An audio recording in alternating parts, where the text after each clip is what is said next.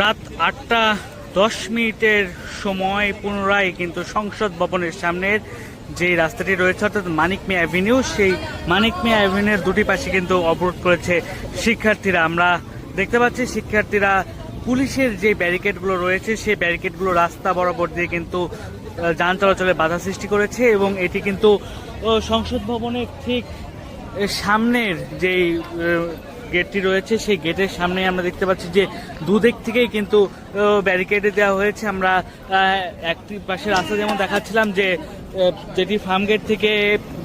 আসাদ গেটের দিকে গিয়েছে এবং আরেকটি রাস্তা যদি দেখায় আপনাদেরকে আসাদ গেট থেকে যেটি ফার্ম গেট অভিমুখে গিয়েছে সেই রাস্তাটিও কিন্তু এইভাবে ব্যারিকেড দিয়ে বন্ধ করে রাখা হয়েছে। শিক্ষার্থীদের সাথে আমরা দেখেছি যে পুলিশের একটি ধাওয়া পাল্টা দেওয়ার ঘটনা ঘটে এবং তারপর পরও আমরা দেখেছি যে কিছু শিক্ষার্থী কিন্তু সংসদ ভবনের যে মূল ফটক সেই ফটকের সামনে বসেছিল। সেখান থেকে 15-20 জনের মতো একটি প্রতিনিধি দল তারা ভিতরে গিয়েছিল। তারা সংশ্লিষ্ট মহলের সাথে তারা কথাবার্তা বলতে চেয়েছিল, তবে তারা রাত্রির 8টার দিকে কিন্তু তারা বাইরে বের হয়ে আসে এবং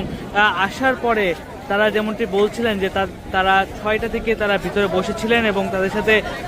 কেউই কথা বলেনি এবং তাদের সাথে 9টার দিকে কথা বলতে চেয়েছেন, তবে তারা 9টা পর্যন্ত তাদেরকে সময় না দিয়ে